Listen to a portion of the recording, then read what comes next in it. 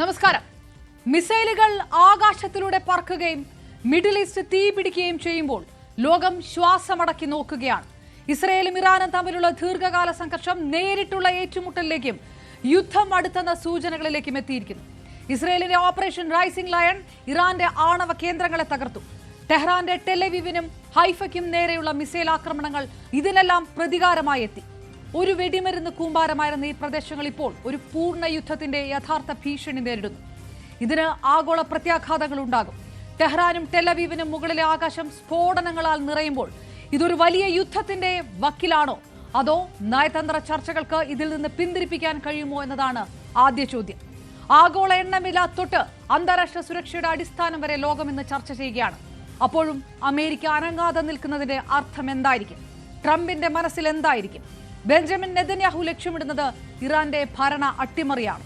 സമാധാനം പ്രോത്സാഹിപ്പിക്കുന്നതിന് ഇന്ത്യക്ക് ഒരു വളർന്നു വരുന്ന ആഗോള ശക്തി എന്ന നിലയിൽ എങ്ങനെ ഇടപെടാൻ കഴിയും? വൻ ശക്തികൾ ഏറ്റുമുട്ടുമ്പോൾ ലോകം വിറയ്ക്കുകയാണോ? നീങ്ങുന്നത് മഹായുദ്ധത്തിലേക്കോ? പരിശോധിക്കുന്നു പ്രൈം ഡിബേറ്റ്. സ്വാഗതം.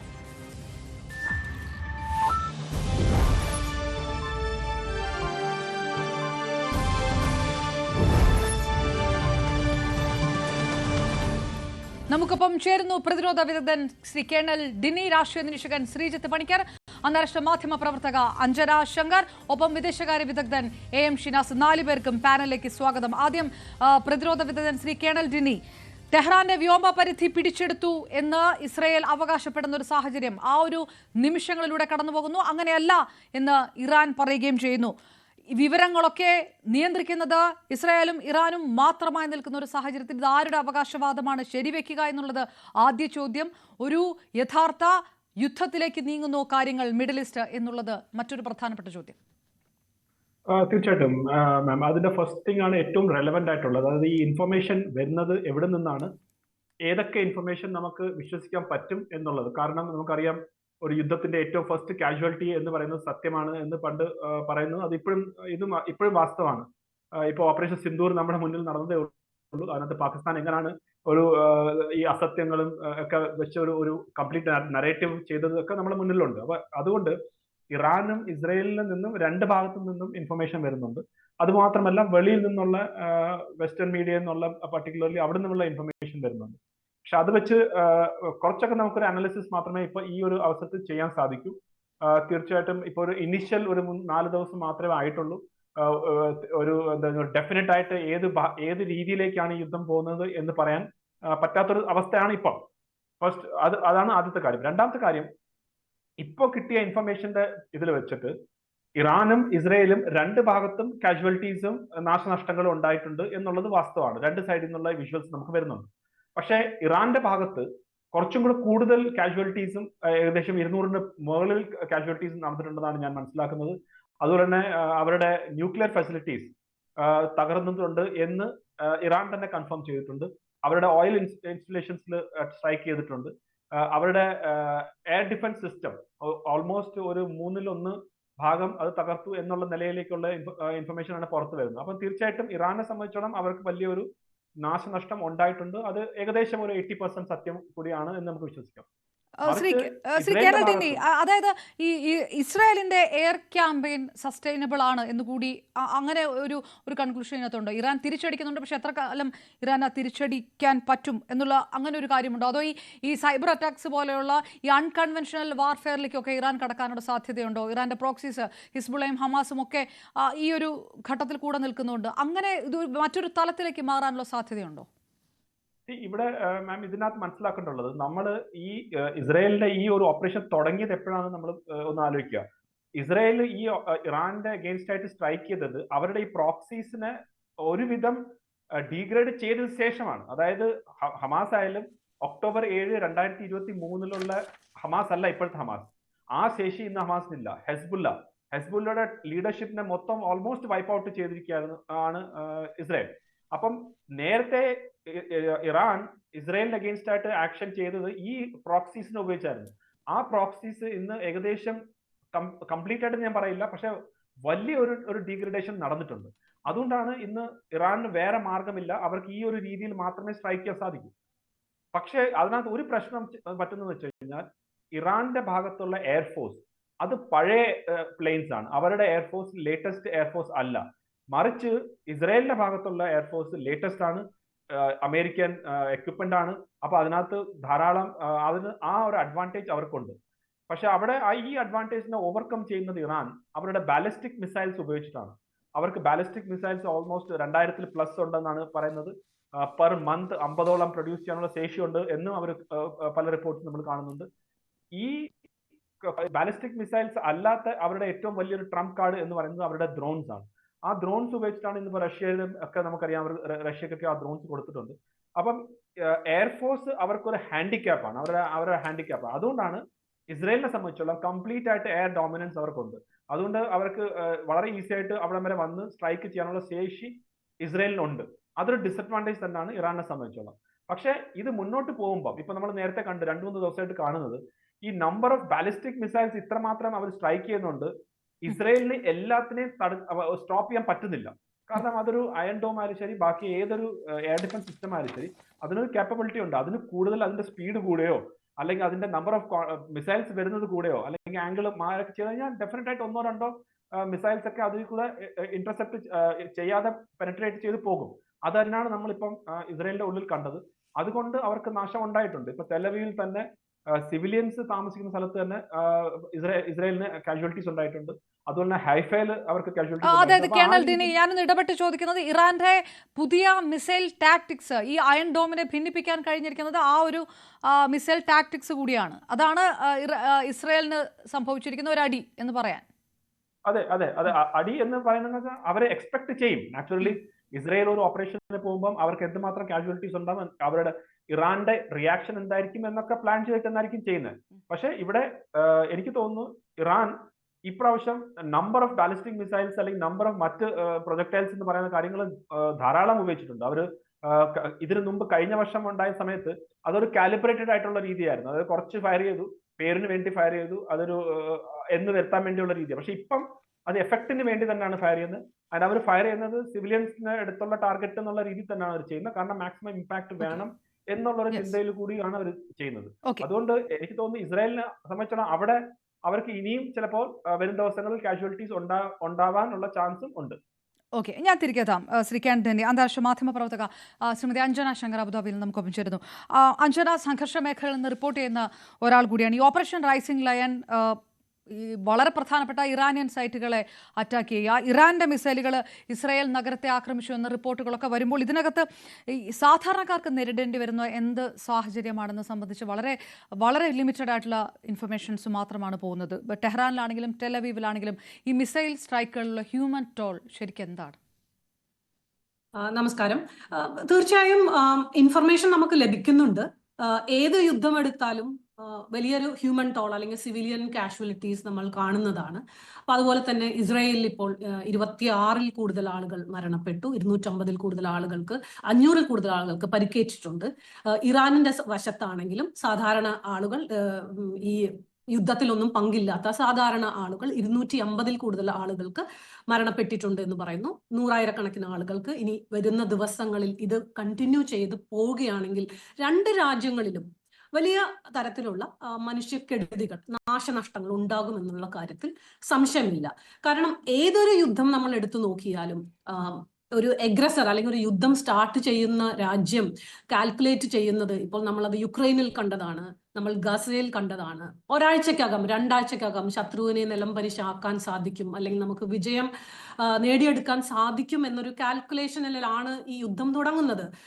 ഈ കാര്യത്തിലും എനിക്ക് തോന്നുന്നത് ബെഞ്ചമിൻ നെതന്യാഹു കരുതിയിട്ടുണ്ടായിരുന്നത് ഇസ്രായേൽ ഇതുപോലെ ശക്തമായ ഒരു മിസൈൽ ആക്രമണം ഇറാനിന് നേരെ നടത്തുമ്പോൾ എല്ലാ ഏറ്റവും ടോപ്പ് ലെവലിലുള്ള കമാൻഡേഴ്സിനെയും സൈനിക മേധാവികളെയൊക്കെ അസാസിനേറ്റ് ചെയ്തുകൊണ്ട് ഇറാനിനെ ഞെട്ടിപ്പിക്കുന്ന തരത്തിലുള്ള ഇങ്ങനെയുള്ള ഒരു ആക്രമണം നടത്തിയാൽ ഇറാൻ ഇതുപോലെ തിരിച്ചടിക്കും അല്ലെങ്കിൽ ഇങ്ങനെ ഒരു വലിയ തോതിലുള്ള ഒരു തിരിച്ചടി ഇറാനിൽ നിന്ന് ഉണ്ടാകുമെന്ന് പ്രതീക്ഷിച്ച് കാണില്ല തീർച്ചയായും. കാരണം 4-ാം ദിവസം യുദ്ധം നീണ്ടു നിൽക്കുമ്പോഴും നമ്മൾ കാണുന്നത് ഇസ്രായേലും ഇറാനും ആക്രമണങ്ങളും അറ്റാക്കും കൗണ്ടർ അറ്റാക്കുകളുമായി വളരെ ശക്തമായ രീതിയിലുള്ള ആക്രമണങ്ങളാണ് നമ്മൾ രണ്ട് സ്ഥലത്തും കാണുന്നത്.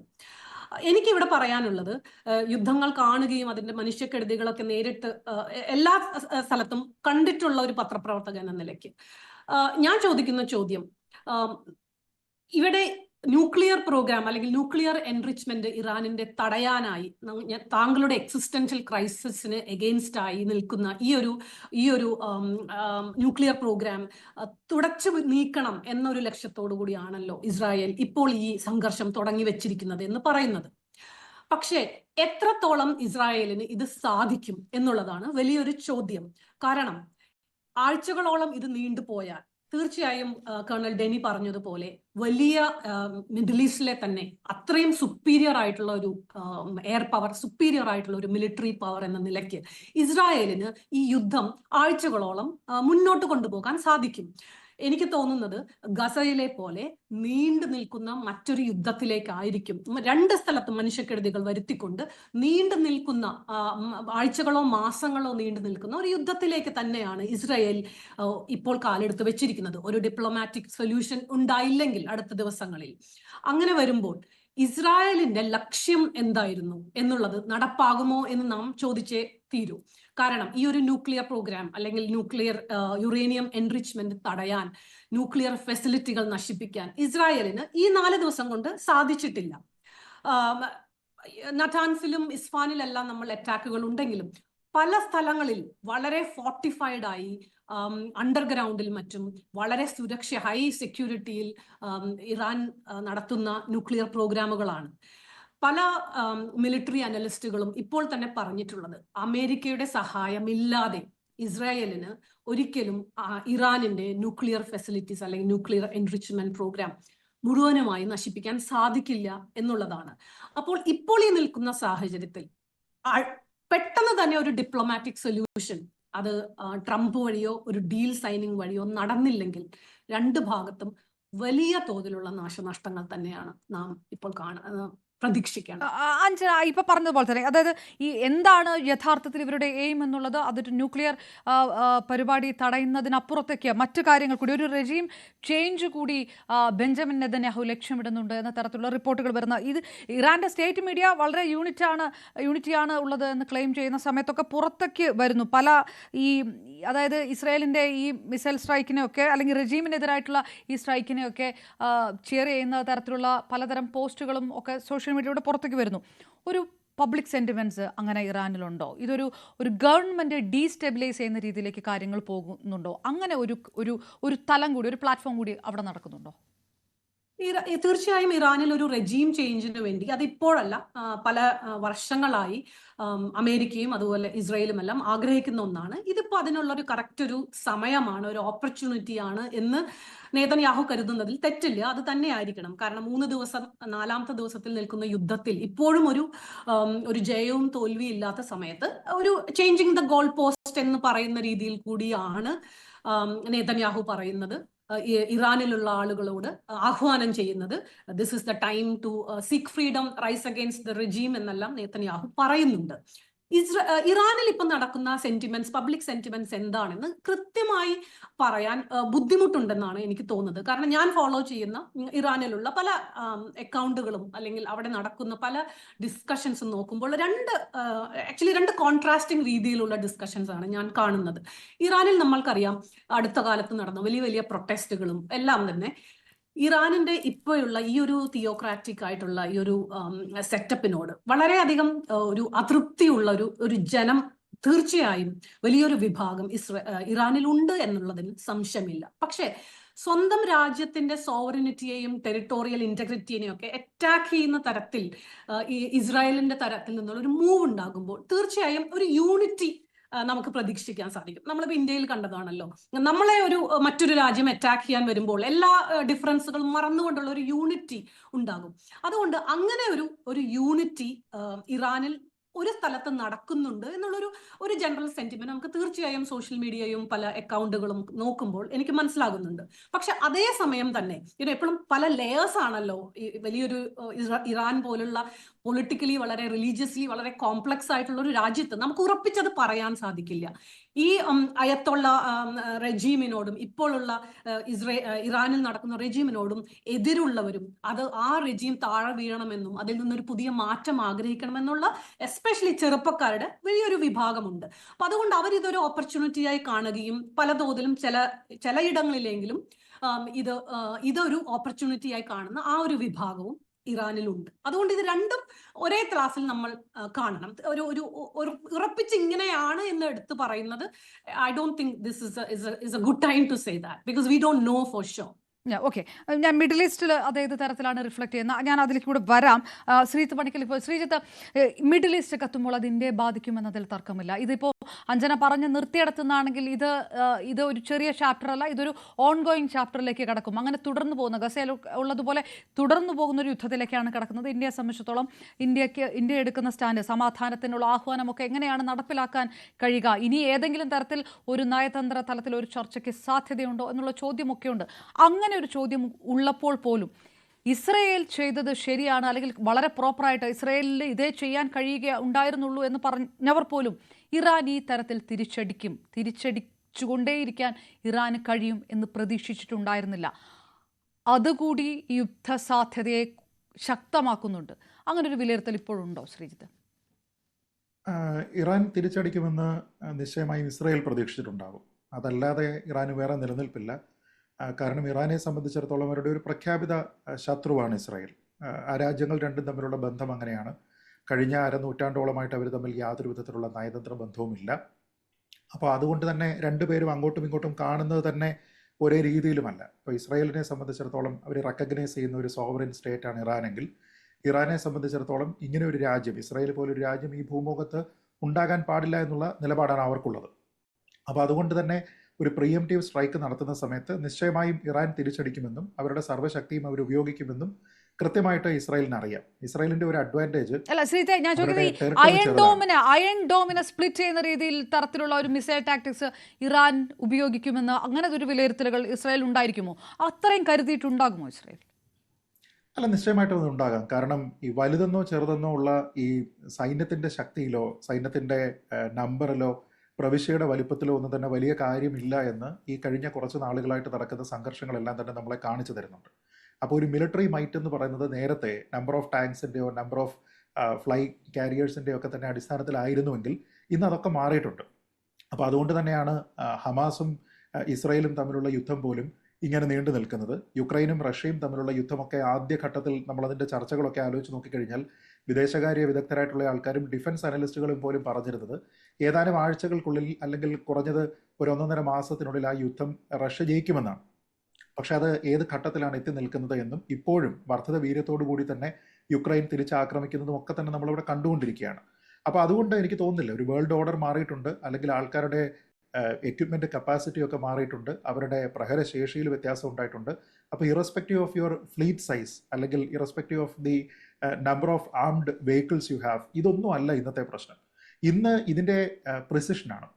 അപ്പോൾ ആ പ്രിസിഷൻ കൊണ്ട് തന്നെയാണ് ഒരുപക്ഷെ അയൺ ഡോമിനെ ഭേദിക്കാമെന്നുള്ളത് നേരത്തെ കാണിച്ചു തന്നത് ഹമാസ് ആണ്. കാരണം നമ്പർ ഓഫ് സ്ട്രൈക്സ് ഒരു അറേ ആയിട്ട് ഒരു ബരാജ് ആയിട്ട് അറ്റാക്ക് പോകുന്ന സമയത്ത് അതിനെ ഡിഫെൻഡ് ചെയ്യുന്നതിന് വേണ്ടിയിട്ട് ഒരു 80% ആക്യുറസി വന്നാൽ പോലും 20% അവിടേക്ക് പോകുമെന്നുള്ള ഒരു കാര്യം വളരെ വ്യക്തമാണ്. തന്നെയുമല്ല ഡ്രോൺസിനെ പ്രതിരോധിക്കുന്നത് പോലെയല്ല മിസൈൽസിനെ പ്രതിരോധിക്കുന്നത് എന്നുള്ളതും നമ്മൾ ഇതിനോടകം തന്നെ കണ്ടതാണ്. അപ്പോൾ അതുകൊണ്ട് തീർച്ചയായിട്ടും അത് ചെയ്യാനായിട്ടുള്ള കപ്പാസിറ്റി ഇവർക്കുണ്ട്. പിന്നെ മിലിറ്ററി മൈറ്റിൽ അത്ര മോശമായിട്ടുള്ള ഒരു രാജ്യമൊന്നുമല്ല ഇറാൻ. ഇറാനെ സംബന്ധിച്ചിടത്തോളം അവർക്ക് അവരുടേതായിട്ടുള്ള എക്യുപ്മെൻ്റ് ഉണ്ട്, അവർക്ക് ഓപ്പൺ ആയിട്ടുള്ള ഡീലുകളും രഹസ്യമായിട്ടുള്ള ഡീലുകളും ഉണ്ട് എന്നതുമായി ബന്ധപ്പെട്ട് നിരവധി വാർത്തകൾ വന്നതാണ്. അവർ ഈ ഹൂത്തികളെ ആണെങ്കിലും ഹമാസിനെ ആണെങ്കിലും ഹെസ്ബുള്ളയെ ആണെങ്കിലും അവർ ഫൈനാൻസ് ചെയ്യുക മാത്രമല്ല അവർ ആയുധങ്ങൾ സപ്ലൈ ചെയ്ത് കൂടി സഹായിക്കുന്നുണ്ട് എന്ന രീതിയിലത്തേക്കുള്ള വലിയ ആരോപണം കേട്ടുകൊണ്ടിരിക്കുന്ന ഒരു രാജ്യമാണ്. അപ്പോൾ ഇൻഡയറക്റ്റ് ആയിട്ടായിരുന്നു ഇതുവരെ ഇവരെ ആക്രമിച്ചിരുന്നത് എങ്കിൽ അതുമായി ബന്ധപ്പെട്ട പല വാർണിംഗ്സും ഇസ്രായേലിൻ്റെ ഭാഗത്തു നിന്ന് ഉണ്ടായിരുന്നുവെങ്കിൽ ഒരു ഡയറക്റ്റ് കോൺഫ്ലിക്റ്റിലേക്ക് വരുന്ന സമയത്ത് എല്ലാ ശക്തിയും ഉപയോഗിച്ചുകൊണ്ട് തന്നെ ഇറാൻ പ്രതിരോധിക്കുമെന്നും തിരിച്ച് ആഘാതം ഏൽപ്പിക്കുമെന്നും ഉള്ളതിനെക്കുറിച്ച് ഇസ്രായേലിന് ഉറപ്പായിട്ടും അറിയുന്നുണ്ടാവും. പക്ഷേ അവരുടെ അഡ്വാൻറ്റേജ് ഞാൻ നേരത്തെ പറഞ്ഞതുപോലെ അവർക്ക് ഡിഫെൻഡ് ചെയ്യേണ്ടുന്ന ടെറിട്ടറിയുടെ സൈസ് വളരെ കുറവാണ്. തന്നെയുമല്ല അവിടെ വളരെ കാലങ്ങളായിട്ട് അവരെ സംബന്ധിച്ചിടത്തോളം ഏതൊരു ഹൈറൈസ് ബിൽഡിംഗ് ഉണ്ടാക്കുകയാണെങ്കിലും അതിന് താഴെ ബങ്കറുകളും മറ്റു കാര്യങ്ങളും മാൻഡേറ്ററി ആയിട്ട് തന്നെ അവർ ഉണ്ടാക്കുന്നുണ്ട്. അപ്പോൾ അതുകൊണ്ട് ഒരുപക്ഷെ ഇറാനിൽ ഏൽപ്പിക്കുന്നത്രത്തോളം ആഘാതം നമ്മളിപ്പോൾ സിവിലിയൻ കാഷ്വാലിറ്റിയിൽ നോക്കിക്കഴിഞ്ഞാൽ അത്രത്തോളം ഒരുപക്ഷെ ഇസ്രയേലിൽ ഉണ്ടാവില്ല എന്നുള്ള ഒരു വ്യത്യാസമുണ്ട്. പിന്നെ തന്നെയുമല്ല, അവർക്ക് വളരെ മുമ്പേ തന്നെ അലാം സിസ്റ്റംസ് ഒക്കെ തന്നെ പ്രവർത്തിക്കുന്നതിന് വേണ്ടിയിട്ടുള്ള സംവിധാനങ്ങളുണ്ട്. പിന്നെ ആൾക്കാർക്ക് ഇത് ശീലവുമാണ്. പ്രത്യേകിച്ച് ഹമാസുമായിട്ടുള്ള ഒരു കോൺഫ്ലിക്റ്റ് ഉള്ളത് കൊണ്ടും ദീർഘകാലമായിട്ട് അത് നിൽക്കുന്നത് കൊണ്ടും ആൾക്കാർക്ക് എങ്ങനെയാണ് ഒരു സിറ്റുവേഷനെ ഫേസ് ചെയ്യേണ്ടത് എന്നതുമായി ബന്ധപ്പെട്ട് കുറച്ചുകൂടി അലേർട്ടായിട്ടുള്ള അല്ലെങ്കിൽ അവെയർ ആയിട്ടുള്ള ആൾക്കാരാണ് അവിടുത്തെ നോർമൽ സിറ്റിസൺസ് പോലും. അപ്പോൾ അതുകൊണ്ട് തന്നെ നമ്പർ ഓഫ് കാഷ്വാലിറ്റീസ് നോക്കുകയാണെങ്കിൽ ഇറാനിൽ കൂടാനുള്ള സാധ്യത മാത്രമേ ഉള്ളൂ എന്നുള്ളതാണ് ഒരു വശം. രണ്ട്, ഇപ്പോൾ ഇന്ത്യയുടെ കാര്യം പറഞ്ഞു കഴിഞ്ഞാൽ നിശ്ചയമായും ഇന്ത്യയെ സംബന്ധിച്ചിടത്തോളം ഇന്ത്യ ആക്റ്റീവായിട്ട് ഇതിലൊന്നും തന്നെ ഇൻവോൾവ് ചെയ്യുന്നൊരു പ്ലെയർ അല്ല. ഇപ്പോൾ നമുക്കറിയാം, നമ്മുടെ ഇവിടെയുള്ള ഇസ്രായേലിൻ്റെ അംബാസിഡർ തന്നെ ഇന്ത്യ ഇതിലിടപെട്ട് ഒരു മധ്യസ്ഥതയുമായി ബന്ധപ്പെട്ട് മുന്നോട്ട് പോകണമെന്ന രീതിയിലത്തേക്കുള്ള ഒരു സജഷൻ മുന്നോട്ട് വയ്ക്കുമ്പോൾ പോലും ആ ഒരു ട്രിഗറിനെ പോലും പിടിച്ചുകൊണ്ട് അതിനെ ആ രീതിയിലത്തേക്ക് കൊണ്ടുപോകാനായിട്ട് നമ്മൾ ആഗ്രഹിക്കുന്നില്ല. അതൊരു പക്ഷേ നമ്മൾ തന്നെ എടുക്കുന്ന പല വിദേശ നയത്തിൻ്റെ ഭാഗമായിട്ട് എടുക്കുന്ന പല തീരുമാനങ്ങളുമായിട്ടും അലൈൻ ചെയ്തു പോകുന്നതാണ്. അപ്പോൾ നമ്മളെ സംബന്ധിച്ചിടത്തോളം കാശ്മീർ ഇഷ്യൂ എന്ന് പറയുന്നത് ബൈലാറ്ററായിട്ടേ ചർച്ച ചെയ്യുകയുള്ളൂ. അതിലൊരു മൂന്നാമതൊരാളിൻ്റെ മധ്യസ്ഥതയെ നമ്മൾ എൻകറേജ് ചെയ്യുന്നില്ല എന്നുള്ളത് നമ്മുടെ സ്റ്റേറ്റഡ് പൊസിഷനാണ്. അതേപോലെ തന്നെ നമ്മൾ മറ്റുള്ള ഒരാളിൻ്റെ വിഷയത്തിലും ഇതേപോലെ പോയി ഇടപെടുന്നില്ല. ഒരു പക്ഷേ ഈ രണ്ടാൾക്കാരും ഒന്നിച്ചാണ് ആവശ്യപ്പെടുന്നത് എങ്കിൽ നമ്മളത് ചെയ്തേക്കാം. പക്ഷേ നിലവിൽ നമ്മുടെ പ്രയോറിറ്റി എന്താണ്? ഒന്നാമത്തെ പ്രയോറിറ്റി അവിടെയുള്ള സ്റ്റുഡൻസ് അടക്കമുള്ള ആൾക്കാരെ തിരിച്ച് സേഫായിട്ട് ഇവിടെ കൊണ്ടുവരിക. രണ്ടാമത്, ഇപ്പോൾ കേന്ദ്ര മന്ത്രി തന്നെ പറഞ്ഞിരിക്കുന്നത് പോലെ ഗ്ലോബൽ ഓയിൽ സപ്ലൈസ് എന്താണ്, അതിൻ്റെ സിറ്റുവേഷൻ എങ്ങനെയാണ്, ഓരോ ദിവസവും ഞങ്ങൾ ഇങ്ങനെ റിവ്യൂ ചെയ്തുകൊണ്ടിരിക്കുകയാണ്. എന്ന് വെച്ചാൽ ഇത് രണ്ടും പൂർണ്ണമായിട്ടും ദേശീയ താല്പര്യത്തിൽ മാത്രമുള്ള കാര്യമാണ്. അപ്പോൾ ഇങ്ങനെ ഒരു പിന്നെ മീഡിയേഷനിലേക്കോ കാര്യത്തിലേക്കോ ഒക്കെ തന്നെ നിലവിൽ ഇന്ത്യ പോകാനുള്ള ഒരു സാധ്യതയില്ല. പക്ഷെ ഒരു പക്ഷേ അതിൽ ചെയ്യാനുള്ള സാധ്യതയുള്ളത് ട്രംപ് ട്രൂത്ത് സോഷ്യലിനും മറ്റും ഇങ്ങനെ പോസ്റ്റുകളൊക്കെ ഇട്ടുകൊണ്ട് ഞാൻ ഇന്ത്യയും പാകിസ്ഥാനും തമ്മിലുള്ള പ്രശ്നം നിർത്തിയതുപോലെ ഞാൻ തന്നെ ഇതിൽ ഇടപെടും എന്നൊക്കെ പറഞ്ഞതിനേക്കാൾ കൂടുതൽ റിയലിസ്റ്റിക് ആകാനുള്ള ഒരു പോസിബിലിറ്റി റഷ്യയുടെ ഭാഗത്ത് നിന്നാണെന്നാണ് ഞാൻ കരുതുന്നത്. കാരണം റഷ്യ ഇപ്പോൾ തന്നെ ഇതിനെ ഡീഎസ്കലേറ്റ് ചെയ്യാവുന്ന രീതിയിലത്തേക്കുള്ള ചില കാര്യങ്ങൾ ഓൾറെഡി പറഞ്ഞിട്ടുണ്ട്. അതായത് ഹൈലി എൻറിച്ച്ഡ് ആയിട്ടുള്ള യുറേനിയം ഇപ്പോൾ തന്നെ ഇറാൻ്റെ കയ്യിൽ ഉണ്ട് എന്നുള്ളതിനെക്കുറിച്ച് റഷ്യയുടെ ഒരു ഇൻഡയറക്റ്റ് അഡ്മിഷൻ കൂടിയാണ്. കാരണം അവർ തന്നെ പറയുന്നത്, അന്താരാഷ്ട്ര ആണവോർജ്ജ ഏജൻസി ഇത് പറയുന്നു, ഇറാൻ ഡിക്ലെയർ ചെയ്യുന്നില്ല, ഇസ്രായേൽ ആരോപിക്കുന്നു. ആ സമയത്ത് ഇറാനോട് വലിയ സൗഹൃദമുള്ള റഷ്യ തന്നെയാണ് പറയുന്നത് അവരുടെ കയ്യിലുള്ള എൻറിച്ച്ഡ് യുറേനിയത്തിനെ റിയാക്ടർ ഗ്രേഡ് ഫ്യൂവലായിട്ട് കൺവേർട്ട് ചെയ്യുന്നതിനും റഷ്യയുടെ സോയിലിൽ അതിനെ സ്റ്റോർ ചെയ്യുന്നതിനും വേണ്ടിയിട്ട് ഞങ്ങൾ സന്നദ്ധമാണ് എന്നും വേണമെങ്കിൽ മീഡിയേറ്റ് ചെയ്യാനായിട്ട് തയ്യാറാണ് എന്നും റഷ്യ പറയുന്നുണ്ട്. അപ്പോൾ ആ രീതിയിലത്തേക്ക് വന്നിരിക്കുന്ന ഒരു സാഹചര്യത്തിനെ പ്രയോജനപ്പെടുത്താനായിട്ട് രണ്ട് രാജ്യങ്ങളും തയ്യാറാവുകയാണെങ്കിൽ ഒരുപക്ഷെ റഷ്യയുടെ ഒരു മീഡിയേഷൻ ആയിരിക്കും അവിടെ ഉണ്ടാവുക. പക്ഷെ അത് ഇന്റർനാഷണലി എത്രത്തോളം വെൽ അക്സെപ്റ്റഡ് ആകും എന്നുള്ള കാര്യത്തിലൊക്കെ തന്നെ വലിയ തർക്കമുണ്ട്. കാരണം റഷ്യ അവരുടെ കോൺഫ്ലിക്റ്റിനെ തന്നെ നേരെ കൊണ്ടുപോകാനായിട്ട് അവർക്ക് കഴിയാതിരിക്കുന്ന ഒരു സാഹചര്യമാണ്. അപ്പോൾ ഈ ഒരു സമയത്ത് ഞാൻ മനസ്സിലാക്കുന്നത് ഒരുപക്ഷെ ഒരു റീജിയണൽ സ്പിൽ ഓവർ ഈ കാര്യത്തിലുണ്ട്. കാരണം ഇത് ഈ അങ്ങോട്ടും ഇങ്ങോട്ടും അടിക്കുന്ന ആൾക്കാർ തമ്മിൽ മാത്രം സെറ്റിൽ ചെയ്യുന്നതായിരുന്നു പണ്ട് കാലത്തെ യുദ്ധങ്ങളെങ്കിൽ ഇന്ന് അങ്ങനെയല്ല. കാരണം അതിൻ്റെ ആഫ്റ്റർ എഫക്ട്സ് ആണെങ്കിലും ഇത് നടക്കുന്ന സമയത്ത് തന്നെയുള്ള പ്രതിസന്ധിയും ഒക്കെ തന്നെ റീജിയണലായിട്ട് അവിടുത്തെ ജിയോ പൊളിറ്റിക്സിൽ വലിയ കാര്യമായിട്ട് ബാധിക്കുന്നു. ഓയിൽ പ്രൈസ് വർദ്ധിക്കുന്നു എന്ന് പറയുന്നത് ആ മേഖലയിലെ തന്നെ ഏറ്റവും പ്രധാനപ്പെട്ട ഒരു പ്രശ്നമാണ്. കുറെ കഴിയുമ്പോഴേക്ക് ആഗോളതലത്തിൽ തന്നെ പ്രശ്നം ഉണ്ടാകാൻ വലിയ സാധ്യതയുള്ള ഒരു വിഷയമായിട്ട് അത് മാറാനുള്ള സാധ്യതയുണ്ട്. പിന്നെ ഇതുമായി ബന്ധപ്പെട്ട് കുറേയധികം ഷിപ്പിംഗ് റൂട്ട്സ് ഉണ്ട്. അപ്പോൾ ഈ ഷിപ്പിംഗ് റൂട്ട്സ് മുഴുവനും എൻഡേഞ്ചേർഡ് ആയിട്ട് മാറുകയാണ് എന്നുണ്ടെങ്കിൽ അതിൽ കൺസേൺഡ് ആയിട്ടുള്ള നിരവധി രാജ്യങ്ങളുണ്ടായിരിക്കും. പ്രത്യേകിച്ച് ഗൾഫ് റീജിയനിലുള്ള രാജ്യങ്ങൾ, ഇനി ഗൾഫ് റീജിയൻ കഴിഞ്ഞിട്ടുള്ള രാജ്യങ്ങൾ, ഇവരെല്ലാവരും തന്നെ ഒരു ഹൈ അലർട്ടിലേക്ക് അവരുടെ ട്രേഡിനെ ബാധിക്കുന്ന രീതിയിൽ, അവരുടെ സിറ്റിസൻസിൻ്റെ ഫ്രീ മൂവ്മെൻറ്റിനെ ബാധിക്കുന്ന രീതിയിൽ ആകാശം സുരക്ഷിതമാണോ അല്ലയോ എന്നുള്ള കാര്യത്തിൽ ഒക്കെ തന്നെ വലിയ കൺസേൺഡ് ആകാനുള്ള ഒരു സാധ്യതയുണ്ട്. അപ്പോൾ അതുകൊണ്ട് ഇത് പ്രൊലോങ്ഡ് ആയിട്ട് പോയി കഴിഞ്ഞാലും എനിക്ക് തോന്നുന്നില്ല മറ്റുള്ള ആൾക്കാർക്ക് വളരെ കോപ്പറേറ്റീവായിട്ട് ആൾക്കാർ പെരുമാറാനുള്ള സാധ്യത വളരെ കുറവാണ്. കഴിഞ്ഞ ഡയറക്റ്റ് ആയിട്ട് ഇന്ത്യയെ അഫക്ട് ചെയ്യുന്ന കാര്യങ്ങൾ ഇതിനകത്ത് ഇന്ത്യയുടെ ഈ കോർപ്പറേറ്റ് ഇൻട്രസ്റ്റുകളുണ്ട് ഇസ്രായേലുമായിട്ട് ബന്ധപ്പെട്ട്. അതിലുള്ളത് ഈ ഓയിലിന്റെ കാര്യം ഏറ്റവും പ്രധാനപ്പെട്ട കാര്യം. ഇവിടെയുള്ള ഓയിൽ കമ്പനികളുടെ അടക്കം മാർജിനിൽ ഉണ്ടാകുന്ന വിഷയങ്ങളൊക്കെ ഉണ്ട്. പിന്നെ മിഡിൽ ഈസ്റ്റിലേക്കുള്ള ട്രേഡിനെ ബാധിക്കുന്നത്. അങ്ങനെ ഇന്ത്യയുടെ സാമ്പത്തിക മേഖലയെ ഇത് പ്രൊലോങ് ചെയ്തു പോയാൽ നേരിട്ട് ബാധിക്കുന്ന ചില എലിമെന്റ്സിനെ ഇന്ത്യക്ക് ഒന്നുമില്ല അതെ അനങ്ങാതെ ഇതിനകത്ത് എത്ര കാലത്തേക്ക് നിൽക്കാൻ കഴിയും? അത് ഇസ്രായേൽ ആണെങ്കിലും ശരി, ഇറാൻ ആണെങ്കിലും ശരി. രണ്ട് രാജ്യങ്ങളെ സംബന്ധിച്ചിടത്തോളം ഇന്ത്യക്ക് വളരെ ഫ്രണ്ട്ലി ആയിട്ടുള്ള റിലേഷൻസ് കീപ്പ് ചെയ്യുന്ന രാജ്യങ്ങളാണ് ഇറാൻ ആണെങ്കിലും ഇസ്രായേൽ ആണെങ്കിലും. അത് രണ്ട് രീതിയിലുള്ള സഹകരണമാണ്.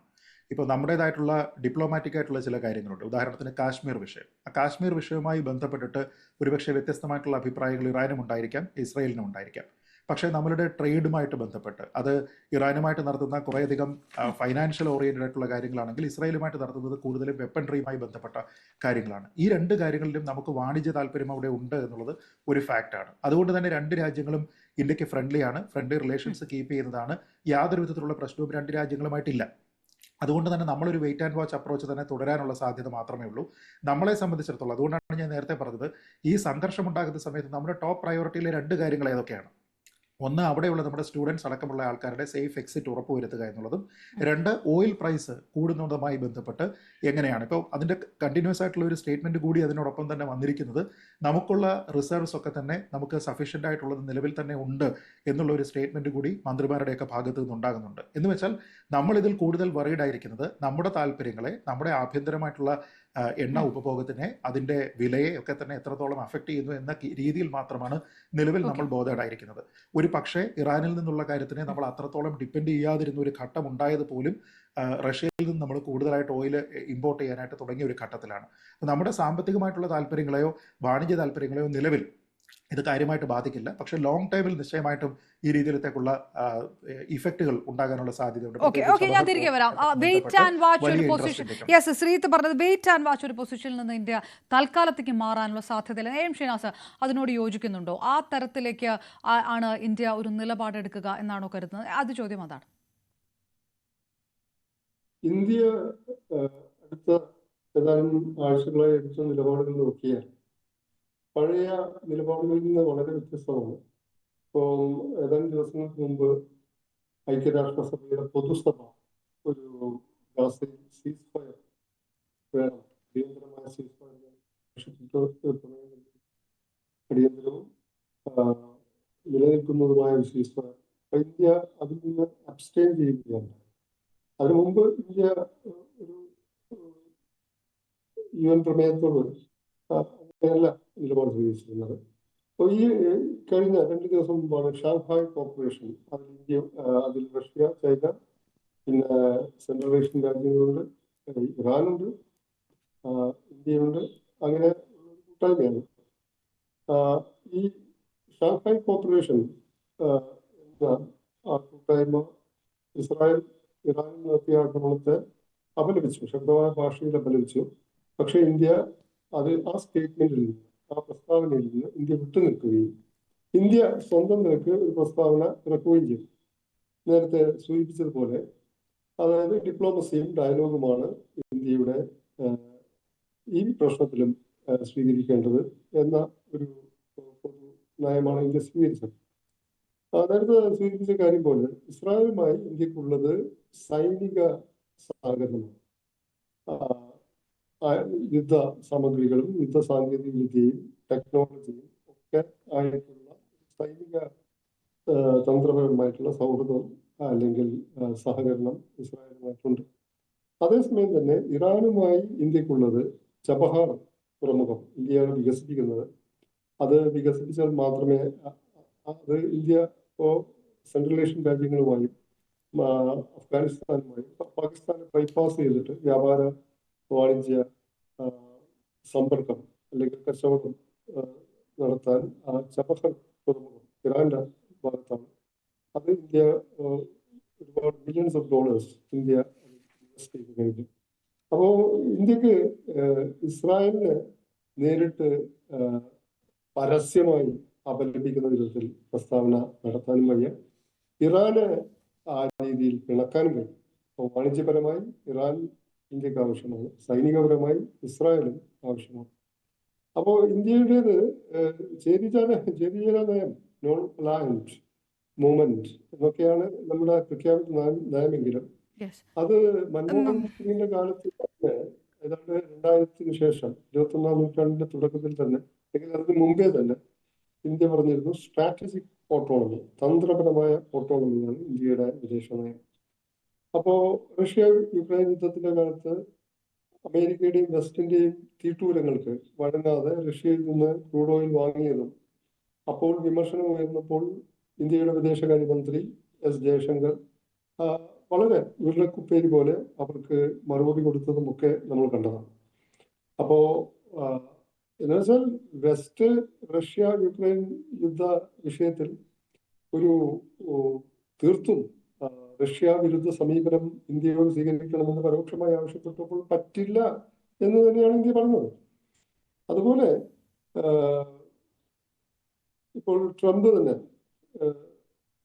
പറഞ്ഞത്, ട്രംപ് ആറാം ഘട്ട ചർച്ച ഇന്നലെ ഒമാനിൽ നടക്കേണ്ടിയിരുന്നതാണ്. ആ ചർച്ച നടക്കുന്നതിന് തൊട്ടു മുമ്പാണ് ഇസ്രായേൽ ആക്രമിച്ചത്. 2015 ബരാക് ഒബാമയുടെ കാലത്ത് ജോയിന്റ് ആയിട്ടുള്ള ഒരു കോംപ്രഹെൻസീവ് ആക്ഷൻ പ്ലാൻ, ഒരു കരാറിൽ ഇറാനുമായി എത്തിയിരുന്നു 2015.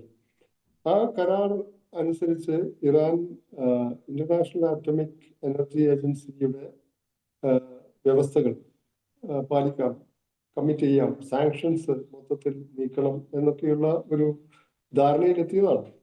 അതിൽ അമേരിക്കയും ലോകത്തെ പ്രമുഖമായ മറ്റു രാഷ്ട്രങ്ങളും ഒക്കെ ഉണ്ടായിരുന്നു, ഇറാനെ കൂടാതെ. പക്ഷെ ആ കരാറിൽ നിന്ന് ഏകപക്ഷീയമായി 2018 ട്രംപ് പിന്മാറുകയായിരുന്നു.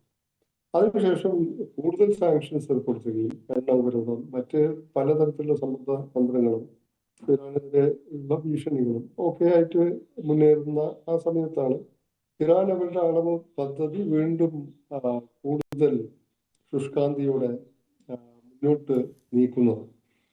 അങ്ങനെ ഇറാന് ഇപ്പോ ഇസ്രായേൽ ആക്രമിക്കുന്നതിന് തൊട്ട് മുമ്പ് തന്നെ അന്താരാഷ്ട്ര ആണവോർജ ഏജൻസി പറഞ്ഞത് ഇറാന് 60% സമ്പുഷ്ടീകരിച്ച 400 കിലോഗ്രാമിലധികം യുറേനിയം ഉണ്ടെന്നും വേണമെങ്കിൽ ഇറാന് അത് വെപ്പൺ ഗ്രേഡ് യുറേനിയമാക്കി മാറ്റാൻ പറ്റുമെന്നും പല ന്യൂക്ലിയർ മെറ്റീരിയൽസും അല്ലെങ്കിൽ ന്യൂക്ലിയർ സൈറ്റ്സും അത് ഇറാൻ കാണിച്ചു തരുന്നില്ല, റിവീൽ ചെയ്യുന്നില്ല. എന്നുവെച്ചാൽ ന്യൂക്ലിയർ നോൺ പ്രോലിഫറേഷൻ ട്രീറ്റി NPT-യിൽ പറഞ്ഞിരിക്കുന്ന വ്യവസ്ഥകൾ സമ്മതം മൂളുന്നില്ല എന്ന ഒരു ശാസനാരൂപത്തിലുള്ള ആരോപണം ഉന്നയിച്ച ഉടനെയാണ് ഇസ്രായേൽ ഇറാനിലെ നതാൻസ് ഉൾപ്പെടെയുള്ള ആണവ കേന്ദ്രങ്ങളെയും മിലിറ്ററി കമാൻഡേഴ്സിനെയും ഒക്കെ ആക്രമിച്ചത്. പക്ഷെ നോൺ പ്രോലിഫറേഷൻ ട്രീറ്റി അനുസരിച്ച് അതിലെ വ്യവസ്ഥകൾ രാജ്യം പാലിച്ചില്ലെങ്കിൽ അതിന് ചില നടപടിക്രമങ്ങളുണ്ട്. ഇക്കണോമിക് സാങ്ഷൻസ് ആണ്, പിന്നെ UN സെക്യൂരിറ്റി കൗൺസിലിലേക്ക് വിഷയം പോകും, അവിടെ ചർച്ച ചെയ്യപ്പെടും എന്ത് നടപടി ആ രാഷ്ട്രത്തിനെതിരെ എടുക്കണമെന്ന് ഉള്ള ചർച്ചകൾ വരും. ചിലർ വീറ്റോ ചെയ്തേക്കാം പ്രമേയത്തിൽ തന്നെ. അങ്ങനെയൊക്കെയുള്ള ചില പ്രൊസീജിയേഴ്സ് ഉണ്ട്. അതൊന്നും പാലിക്കാതെ ഈ ഇറാനെതിരെ ഏകപക്ഷീയമായി, എന്നുവെച്ചാൽ അന്താരാഷ്ട്ര ആണവോർജ ഏജൻസി പറഞ്ഞ കാര്യങ്ങൾ വെച്ചും ന്യൂക്ലിയർ നോൺ പ്രോലിഫറേഷൻ ട്രീറ്റിയുടെ വ്യവസ്ഥകൾ പാലിക്കുന്നില്ല ഇറാൻ എന്ന കാരണം പറഞ്ഞു ഇറാൻ ആഴ്ചകൾക്കകം അല്ലെങ്കിൽ ദിവസങ്ങൾക്കകം അനുഭവം ഉണ്ടാക്കും എന്ന് പറഞ്ഞും ഇസ്രായേൽ എന്ന രാജ്യം ഇറാനെ ആക്രമിക്കുക എന്ന് പറഞ്ഞാൽ അത് ഒരു അന്താരാഷ്ട്ര ലോകക്രമത്തെ, ലോക മര്യാദ ഉണ്ടല്ലോ, പെരുമാറ്റച്ചട്ടം, ഒരു ഗ്ലോബൽ ഓർഡറിന്റെ പെരുമാറ്റ നോംസ് ഉണ്ട്, അതുപോലെ ലോസ് ഉണ്ട്, അതിനെയൊക്കെ മറികടന്നുള്ള ഏകപക്ഷീയമായിട്ടുള്ള ആക്രമണം. അത് പല അനലിസ്റ്റുകളും സൂചിപ്പിച്ചതുപോലെ ഇറാന്റെ എന്നല്ല, ലോകത്തിലെ എല്ലാ രാഷ്ട്രങ്ങളുടെയും ആണവ പദ്ധതികൾ ഒരു നതാൻസിൽ മാത്രം കേന്ദ്രീകരിച്ചല്ല. നമ്മൾ വാർത്തകൾ വായിച്ചാൽ അറിയാം, ഇറാനിൽ 14-ലധികം ആണവ കേന്ദ്രങ്ങളുണ്ട്. ആണവോർജ പദ്ധതിയുമായും ചിലപ്പോൾ അണ്വായുധ പദ്ധതിയുമായും. ശ്രീ എം ഷിനാസ് പറയുന്നത്, അദ്ദേഹം പറയുന്നത് ചെറിയ ഒരു റേഞ്ച് വിഷയമുണ്ട്. പക്ഷേ അന്താരാഷ്ട്ര നോംസ് പാലിക്കാതെ ഇറാനെതിരെ നടന്ന ആക്രമണം എന്ന ഒരു വിലയിരുത്തൽ ലോകരാഷ്ട്രങ്ങളുടെ ഭാഗത്തുണ്ട്. എനിക്ക് തോന്നുന്നു അദ്ദേഹത്തിന് ആ റേഞ്ച് ഇഷ്യൂ കൂടി നമുക്ക് പരിഹരിക്കപ്പെടും കഴിയുമെന്ന്. വളരെ ഫീബിളാണ് അദ്ദേഹത്തിൻ്റെ ശബ്ദം. ഞാൻ തിരികെ എത്താം, നമുക്കതൊന്ന് പരിഹരിച്ചിട്ട് കൂടി അദ്ദേഹത്തിലേക്ക് വരാമെന്ന് കരുതുന്നു, ഹോപ്പ്ഫുള്ളി. ശ്രീ കേണൽ ഡിനി, ഇതാണ് അന്താരാഷ്ട്ര നോംസ് മറികടന്നുകൊണ്ടുള്ള ഒരു ആക്രമണത്തിലേക്ക് ഇസ്രായേൽ കടന്നിരിക്കുന്നു എന്നുള്ളൊരു വിലയിരുത്തലുകൾ. അതുകൊണ്ട് തന്നെ അതൊരു ഭാഗത്തുനിന്നുണ്ട്. വെയിറ്റ് ആൻഡ് വാച്ച് എന്ന നിലപാടെടുക്കുന്ന ഇന്ത്യ അടക്കമുള്ള രാജ്യങ്ങളുണ്ട്.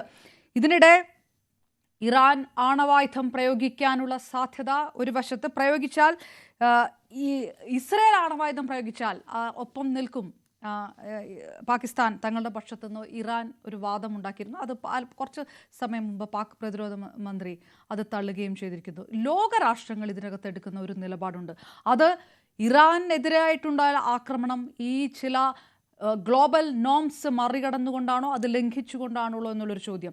അതല്ലെങ്കിൽ ഇന്ത്യ പോലെ പ്രത്യേകിച്ച് ഇതിനകത്ത് ഒരു റോൾ പ്ലേയും വേണ്ട എന്ന് തീരുമാനിച്ചിരിക്കുന്ന രാജ്യങ്ങൾ, അല്ലെങ്കിൽ ഇസ്രായേലിനൊപ്പവും ഇറാനൊപ്പമോ നിൽക്കാൻ പറ്റുന്ന രാജ്യങ്ങൾ.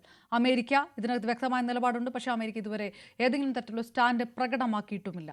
അത് ഏത് തരത്തിലേക്ക് പോയിരുന്നു അന്താരാഷ്ട്ര തലത്തിൽ ഇക്കാര്യം? നോക്കൂ മാഡം, ഇതിനകത്ത് രണ്ട് കാര്യങ്ങളാണ്. ഒന്ന്, ഈ ഇന്റർനാഷണൽ നോംസ് ഫോളോ ചെയ്യുന്നില്ല, അതെല്ലാം ചെയ്യാതെയാണ് ഇസ്രായേൽ ഇത് ചെയ്തു എന്ന് പറയുമ്പോൾ, ഇപ്പൊ നമ്മൾ കുറച്ച് നാളുകളായിട്ട് നോക്കി കഴിഞ്ഞാൽ ആരാണ് ആക്ച്വലി ഇന്റർനാഷണൽ നോംസ് ഫോളോ ചെയ്യുന്നത്? അതാണ് ഫസ്റ്റ് ചോദ്യം. ഇപ്പൊ റഷ്യ യുക്രൈൻ വാർ നടന്നു, റഷ്യ എന്തെങ്കിലും ഫോളോ ചെയ്തോ? യുക്രൈൻ ഇപ്പൊ തിരിച്ചടിക്കുന്നു, അവരെന്തെങ്കിലും ഫോളോ ചെയ്യുന്നുണ്ടോ? സോ ഇത് നമ്മൾ ഓരോ, ഇപ്പം ഇസ്രായേൽ ഹമാസ് പ്രശ്നം കണ്ടു. ഇസ്രായേലിന്റെ അഗെയിൻസ്റ്റ് ആയിട്ട് ഒക്ടോബർ 7 ഇറാന്റെ ബാക്കിങ്ങിലൂടെ ഹമാസ് നടത്തിയത് ഏത് ഇന്റർനാഷണൽ ഇതിന്റെ പേരിലായിരുന്നു? അപ്പം ആക്ച്വലി പറഞ്ഞാൽ ഇപ്പം ഇവിടെ അങ്ങനെ ഒരു പ്രത്യേകിച്ച് ആരും ഒരു രീതിയിലുള്ള ഇന്റർനാഷണൽ നോംസും നോക്കാറില്ല. അവരവരുടെ താല്പര്യങ്ങൾ മാത്രമാണ് അവർ നോക്കുന്നത്. അവരുടെ ഇൻട്രസ്റ്റ് ചെയ്യാൻ വേണ്ടി അവർ ഏത് രീതിയിലുള്ള വ്യാഖ്യാനങ്ങളും കൊടുക്കും, ഏത് രീതിയിലുള്ള നരേറ്റീവ് സൃഷ്ടിക്കും, ഏത് രീതിയിലുള്ള സ്റ്റോറീസും പ്ലാൻ ചെയ്യും, ഏത് രീതിയിലുള്ള ആക്ഷനും എടുക്കും. അതിനെ അൺഫോർച്ചുനേറ്റ്ലി ഇന്നത്തെ പുതിയ ഗ്ലോബൽ ഓർഡറിൽ അത് ചോദ്യം ചെയ്യാൻ അല്ലെങ്കിൽ അത് തടയാൻ ആരുമില്ല. പണ്ടൊക്കെ നമ്മളൊക്കെ എത്ര കളിയാക്കിയാലും ശരി, US എന്നുള്ള ഒരു സൂപ്പർ പോലീസ്മാൻ റോള് ചെയ്യുമായിരുന്നു. പക്ഷെ അത് ഇന്നില്ല. US partly because Donald Trump trade ചെയ്യാൻ വേണ്ടി നടക്കുകയാണ്. അദ്ദേഹം എല്ലായിടത്തും ട്രേഡുമായിട്ടാണ് നടക്കുന്നത്. അപ്പൊ അതുകൊണ്ട് ആ രീതിയിലുള്ള ഒരു പേഴ്സണാലിറ്റി വെച്ച് വരുമ്പോൾ തീർച്ചയായിട്ടും അങ്ങനെ ഒരു ഇൻട്രസ്റ്റ് ഇല്ല. ഇപ്പൊ നോക്കൂ, ഇതിന് തൊട്ട് മുൻപ് ബറാക് ഒബാമ ഒരു ഡീൽ സൈൻ ചെയ്ത് വെച്ചിട്ട് അത് കഴിഞ്ഞിട്ടാണ് ട്രംപ് അത് വേണ്ടാന്ന് വെച്ചിട്ടാണ് ഇങ്ങനത്തേക്കുള്ള ഇഷ്യൂസ് വരുന്നത്. അപ്പം അങ്ങനെയുള്ള ഒരു നിലപാട് ഉണ്ടായിരുന്ന US പോലും ഇന്ന് ഒരു രീതിയിലും അങ്ങനത്തെ ഒരു കാര്യമേ ഇല്ല. ഇപ്പം ഇന്ത്യ പാകിസ്ഥാൻ യുദ്ധത്തിൽ എന്തൊക്കെ ചെയ്തു, ട്രേഡ് അതൊക്കെ നമുക്കറിയാം, എത്രമാത്രം എഫക്റ്റീവ് ആയിരുന്നോ അല്ലെങ്കിൽ എന്തൊക്കെ കാര്യങ്ങളാണെന്നൊക്കെ, അതൊക്കെ ജസ്റ്റ് പറയാൻ വേണ്ടിയുള്ള കാര്യങ്ങൾ മാത്രമാണ്. ദ ഫാക്ട് ഈസ് US വിചാരിച്ചു കഴിഞ്ഞാൽ, ഇന്ന് പ്രത്യേകിച്ച് ഡൊണാൾഡ് ട്രംപ് വിചാരിച്ചു കഴിഞ്ഞാൽ ഒരു യുദ്ധത്തിനെയും നിർത്താൻ സാധിക്കില്ല എന്നുള്ളതിന്റെ ക്ലാസിക്കൽ എക്സാമ്പിൾ ആണ് ഈ നടന്നുകൊണ്ടിരിക്കുന്നത്. അത് റഷ്യ യുക്രൈൻ വാർ നോക്ക്, രണ്ടുപേരും പറയുന്ന കേൾക്കുന്നില്ല. ഡൊണാൾഡ് ട്രംപ് പറഞ്ഞുകൊണ്ടിരിക്കുന്നു പുടിന്റെ രീതിയിൽ ചെയ്യുന്നു, യുക്രൈന്റെ രീതിയിൽ ചെയ്യുന്നു. ഇസ്രായേൽ ഹമാസ് യുദ്ധം ഞാൻ വന്നു കഴിഞ്ഞാൽ അപ്പോഴാണ് നിൽക്കുന്നു പറഞ്ഞു, ഒന്നും നടന്നില്ല. അതിന്റെ കൂടാതെ ഇപ്പം ഇവിടെ ഇന്നലെ ബെഞ്ചമിൻ നെതന്യാഹു പറഞ്ഞു ഞങ്ങൾ US-നെ ഇൻഫോം ചെയ്തിട്ടാണ് സ്ട്രൈക്ക് ചെയ്തത്. സോ US ഓൾസോ ന്യൂ ഇവർ സ്ട്രൈക്ക് ചെയ്യുന്നു. പക്ഷെ അത് തടയാനോ അങ്ങനെ എന്തെങ്കിലും പീസ് വേണമായിരുന്നെങ്കിൽ തടയാനുള്ള ഒരു രീതിയിലും US ഹെൽപ്പ് അങ്ങനത്തെ ഒരു കാര്യമേ ചെയ്തില്ല. സോ പുതിയ ഗ്ലോബൽ ഓർഡറിൽ ഞാൻ നേരത്തെ പറഞ്ഞ പോലെ ഒരു കൺട്രി UN-ന്റെ ഒക്കെ ടോട്ടലി ഡിഫങ്ക്ട് ആണ്. UN ഒന്നും ഒരു പ്രസക്തി ഇല്ലാത്ത രീതിയിലേക്ക് മാറിയിരിക്കുകയാണ്. അതാണ് ഫസ്റ്റ് തിങ്. രണ്ടാമത്തെ കാര്യം എന്ന് വെച്ചാൽ, അപ്പോൾ ഒരു യുദ്ധം നടക്കുകയാണെങ്കിൽ അതൊരു എൻലെസ് വാറിലേക്ക് പോയിക്കൊണ്ടിരിക്കുകയാണ്. ഇപ്പൊ റഷ്യ യുക്രൈൻ ആയാലും ശരി, ഇപ്പം ഇസ്രായേൽ ഹമാസ് ആയാലും ശരി, നമ്മൾ ഇപ്പൊ ഈ കാണുന്ന ഇസ്രായേൽ ഇറാൻ ഇഷ്യൂ ഓൾസോ അത് പ്രൊലോങ് ആവാനുള്ള ചാൻസസ് ധാരാളമുണ്ട്. അതിന്റെ ഒരു കാരണം ഞാൻ നേരത്തെ പറഞ്ഞ പോലെ US മറ്റു രാജ്യങ്ങൾ ഇടപെടാത്തത് കൊണ്ടും ആണ്. ഇവിടെ ചൈന ആൻഡ് റഷ്യ അവര് പോലും ഇതിനകത്ത് ഡയറക്റ്റ് ആയിട്ട് ഇൻവോൾവ് ചെയ്ത് ഇതിനെ എന്തെങ്കിലും രീതിയിലുള്ള ഒരു പീസിൽ കൊണ്ടുവരണം എന്നുള്ള ഒരു ഇൻഡിക്കേഷൻസും അവർ തരുന്നില്ല. അത് നമ്മളെ ഇപ്പം ഇന്ത്യ പാകിസ്ഥാൻ ഓപ്പറേഷൻ സിന്ധൂരിലൂടെ നടന്നപ്പോഴും നോക്കൂ, എല്ലാ ഗവൺമെന്റ്സും അല്ലെങ്കിൽ എല്ലാ സ്റ്റേറ്റ് ലീഡർ നമ്മളെയൊക്കെ ഫ്രണ്ട്സ് ആയിട്ട് ഇരുന്ന് നമ്മൾ സോ കോൾ ഫ്രണ്ട്സ് പോലും ഇതിന്റെ ഇടയ്ക്ക് വന്ന് എന്തെങ്കിലും രീതിയിൽ സപ്പോർട്ടൊന്നും ചെയ്തില്ല. അവർ പറഞ്ഞു ഓക്കെ പീസ് വേണം എന്നൊക്കെ ഉള്ള സ്റ്റേറ്റ്മെന്റ്സ് അല്ലാതെ നോ ബഡി ഇന്റർഫിയർഡ്, നോ ബഡി അവർ വന്നിട്ട് എന്തെങ്കിലും ഒരു രീതിയിൽ കൺസ്ട്രക്റ്റീവ് ആയിട്ട് ഒരു പീസിലേക്കൊന്നും ആരും ശ്രമിക്കാറില്ല. അത് തന്നെയാണ് നമ്മൾ റഷ്യ യുക്രൈൻ വാറിൽ നടക്കുന്നത്. ഇവിടെയും അങ്ങനെ തന്നെ ആയിരിക്കും. കാരണം റഷ്യയെ സംബന്ധിച്ചോളം ഇറാനും അവർക്ക് വളരെ അടുപ്പമുള്ളതാണ്, ഇസ്രയേലും അവർക്ക് അടുപ്പമുള്ളതാണ്. ചൈനയെ സംബന്ധിച്ചോളം സെയിം, ഇസ്രയേലും അവർക്ക് അടുപ്പമുള്ളതാണ്, ഇറാനും അവർക്ക് അടുപ്പം. അപ്പൊ എങ്ങനെയാണ്, ഏത് രീതിയിലാണ്, ഏത് പാർട്ടിയാണ് അവർ മുന്നോട്ട് കൊണ്ടുപോകുക? സോ അപ്പം ഇങ്ങനെ വരുമ്പം ഈ ഫൈറ്റ് തുടങ്ങിയവർ തന്നെ വിചാരിച്ചാൽ മാത്രമേ ഇത് നടക്കത്തുള്ളൂ. അവിടെയാണ് എനിക്കൊന്ന് അഞ്ജന മാം പറഞ്ഞ ഒരു കാര്യം. അതായത് എന്ത് ഒബ്ജക്റ്റീവ് ആണ് ഇസ്രായേൽ ഇത് ചെയ്ത് തുടങ്ങിയപ്പോൾ ചെയ്തത്, ആ ഒബ്ജക്റ്റീവ് അവർക്ക് നേടാൻ സാധിച്ചോ ഇല്ലയോ?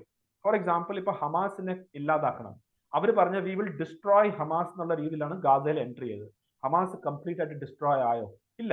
അന്നും നമ്മളെ പോലുള്ള ആളുകൾ പറഞ്ഞു ഹമാസ് എന്നുള്ള ഒരു ഐഡിയ ആണ്, ഒരു ആശയമാണ്, അതിനെ നമുക്ക് കംപ്ലീറ്റ്ലി ഡിസ്ട്രോയ് ചെയ്യാൻ പറ്റത്തില്ല. അവരൊരു തോക്കെടുത്ത് ഒരു യൂണിഫോം പോലെ ഇട്ട് കഴിഞ്ഞാൽ ഹമാസ് ആയി, അത് എടുത്ത് ദൂരെ കളഞ്ഞു കഴിഞ്ഞാൽ അവർ സിവിലിയൻസ് ആയി. അപ്പൊ അങ്ങനെയുള്ള ഒരു നോൺ സ്റ്റേറ്റ് ആക്ടേഴ്സ് അല്ലെങ്കിൽ ഒരു ടെററിസ്റ്റ് ഓർഗനൈസേഷൻ ഒരിക്കലും നമുക്ക് അതിന് ഒന്നും ചെയ്യാൻ പറ്റില്ല. ഇറ്റ് ഈസ് ഒരിക്കലും കംപ്ലീറ്റ് വൈപ്പ് ഔട്ട് ചെയ്യാൻ പറ്റില്ല. അതേപോലെ തന്നെ എങ്ങനെയാണ് ഇസ്രായേൽ ഇറാന്റെ 100% ന്യൂക്ലിയർ കാപ്പബിലിറ്റി ഇല്ലാതാക്കാൻ പറ്റത്തില്ല. കാരണം ഒന്ന്, നേരത്തെ പറഞ്ഞ പോലെ ഈ ഫെസിലിറ്റീസ് ഒക്കെ ഡീപ്പ് അണ്ടർഗ്രൗണ്ട് ആണ്. അതിനു വേണ്ടിയുള്ള കാപ്പബിലിറ്റി ഇന്ന് ഇസ്രയേലിനില്ല. ഈവൻ ഇഫ് US അങ്ങനെ കൊടുക്കുക എന്ന് വിചാരിച്ചാൽ തന്നെ എനിക്ക് തോന്നുന്നില്ല അത് ആ രീതിയിലേക്കുള്ള കംപ്ലീറ്റ് ഡിസ്ട്രക്ഷൻ സാധിക്കുന്നുള്ളൂ. രണ്ടാമത്തെ മോസ്റ്റ് ഇമ്പോർട്ടൻറ്റ് തിങ്, ഓൾറെഡി ഇറാനെ സംബന്ധിച്ചോളം ഈ നോഹോ അല്ലെങ്കിൽ ടെക്നോളജിക്കൽ കാര്യം അവർക്കുണ്ട്. അവർക്ക് ഓൾറെഡി ഉണ്ട്. ഇത് എങ്ങനെയാണ് ഒരു ബോംബ് ഉണ്ടാക്കേണ്ടതെന്നുള്ള അതിന്റെ ആ ടെക്നോളജിക്കൽ നോഹോ അവരുടെ കയ്യിൽ ഇരിപ്പുണ്ട്. അതിനകത്ത് സയന്റിസ്റ്റുകളെ നിങ്ങൾ ന്യൂട്രലൈസ് ചെയ്താലും, നിങ്ങൾ ഈ ഫെസിലിറ്റീസിനെ ന്യൂട്രലൈസ് ചെയ്താലും, it's just A matter of time, വീണ്ടും അത് വരും. അപ്പൊ നോഹോ ആണ് മോസ്റ്റ് അല്ല ശ്രീ കേണൽ ഇമ്പോർട്ടൻറ്റ്.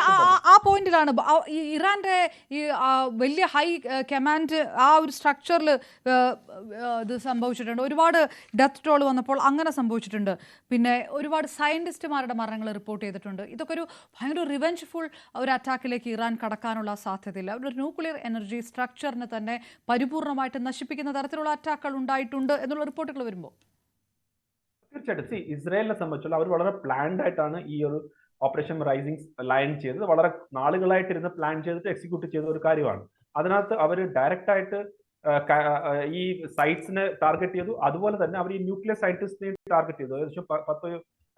ഏകദേശം 10-13 ന്യൂക്ലിയർ സയന്റിസ്റ്റിനെ അവർ ഇല്ലാതാക്കിയിട്ടുണ്ട്. ഓൾമോസ്റ്റ് 10 IRGC കമാൻഡേഴ്സിനെ ഇല്ലാതാക്കിയിട്ടുണ്ട്. അപ്പൊ ഈ സയന്റിസ്റ്റിനെ ഇല്ലാതാക്കുമ്പോൾ എക്സ്പീരിയൻസ് നിങ്ങൾക്ക് ശരിയാണ്, ഒരു എക്സ്പീരിയൻസ് ഉള്ള ഒരാളെ നിങ്ങൾ ഇല്ലാതാക്കി.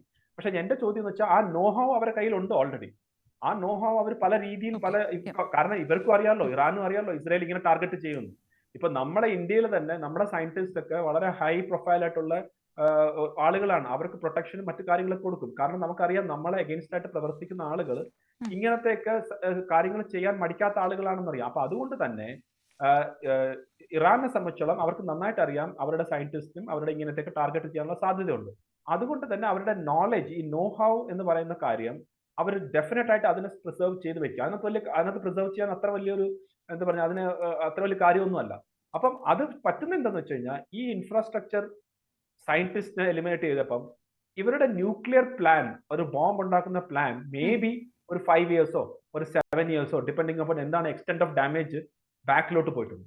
അത് ഇനിയിപ്പം വീണ്ടും അവർ സ്ട്രൈക്ക് ചെയ്ത് എത്രമാത്രം അതിനെ ബാക്കിലോട്ട് കൊണ്ടുപോകാൻ പറ്റും എന്നുള്ളതാണ്. ഫോർ എക്സാമ്പിൾ ഓർമ്മയുണ്ട്, നമ്മൾ നേരത്തെ അവരൊരു വൈറസിനെ, സ്റ്റക്സ്നെറ്റ് എന്ന് പറയുന്ന ഒരു വൈറസിനെ അവർ ഇൻസേർട്ട് ചെയ്തത് 2006-ലോ 2003-ലോ കണ്ടാണ്. അത് 2 വർഷം കഴിഞ്ഞിട്ടാണ് അവർക്ക് മനസ്സിലായത് പോലും.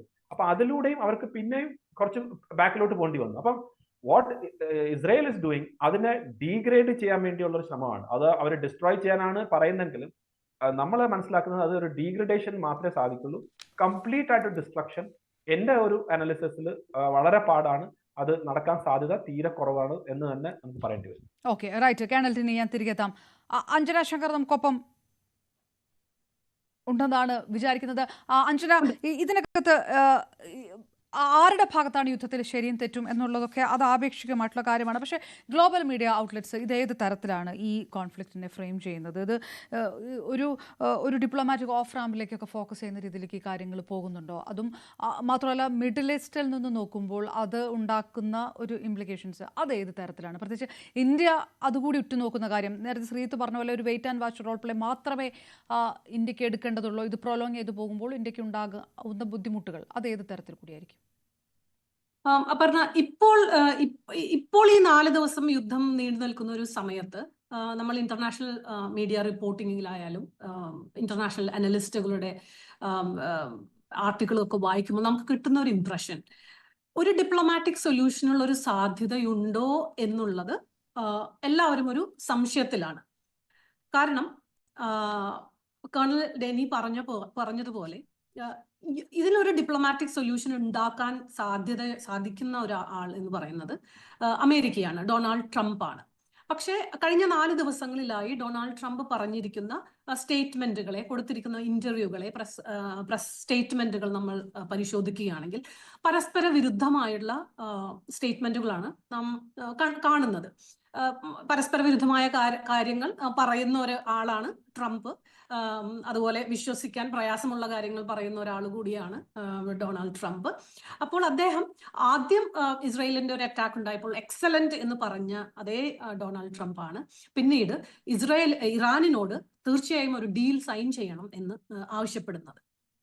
ഇന്ന് റിപ്പോർട്ടേഴ്സിനോട് അദ്ദേഹം സംസാരിച്ചപ്പോൾ പറഞ്ഞത് US ഇൻവോൾവ് അല്ല, പക്ഷെ നമ്മൾ ഇൻവോൾവ് ആവാനുള്ള സാധ്യതയുണ്ട്. അമേരിക്കയുടെ അസറ്റുകൾക്ക് എന്തെങ്കിലും സംഭവിച്ചാൽ, ആക്രമണം ഉണ്ടായാൽ full force of US armed forces ഇറാന് നേരെ തിരിയും എന്നൊക്കെ. അപ്പോൾ അമേരിക്ക എന്താണ് വ്യക്തമായി ഇപ്പോൾ എന്ത് നയമാണ് എടുക്കുന്നത് എന്ന് ആർക്കും ഒരു ഇന്റർനാഷണൽ മീഡിയയ്ക്കും അല്ലെങ്കിൽ ഇന്റർനാഷണൽ അനലിസ്റ്റുകൾക്കും വ്യക്തമായ ഒരു ധാരണയില്ല. മിഡിൽ ഈസ്റ്റിനെ സംബന്ധിച്ചിടത്തോളം ഇതിനെ ഏറ്റവും കൂടുതൽ എഫക്ട് ചെയ്യുന്നത് തീർച്ചയായും ഇതിന്റെ റിപ്പർക്കഷൻസ് ഗ്ലോബലി ആഗോളതലത്തിൽ കാണാൻ ഒക്കെ വരുമെങ്കിലും ഇതിനെ ഏറ്റവും ഹാർഷായി ക്രിട്ടിക്കലായിട്ട് തീർച്ചയായും എഫക്ട് ചെയ്യാൻ പോകുന്നത് മിഡിൽ ഈസ്റ്റിനെയാണ്. ഒരു യുദ്ധം അല്ലെങ്കിൽ മറ്റൊരു യുദ്ധം എന്ന് പറയുന്നത് മിഡിൽ ഈസ്റ്റിന് it will be catastrophic for the region. കാരണം നമുക്കറിയാം പല യുദ്ധങ്ങളും കൊണ്ട് ഇക്കണോമിക് ആയിട്ടും സാമ്പത്തികമായും അല്ലാത്ത രീതിയിലൊക്കെ വലിയ തോതിൽ എഫക്റ്റ് ചെയ്യപ്പെട്ട ഒരു റീജിയനാണ് മിഡിൽ ഈസ്റ്റ്.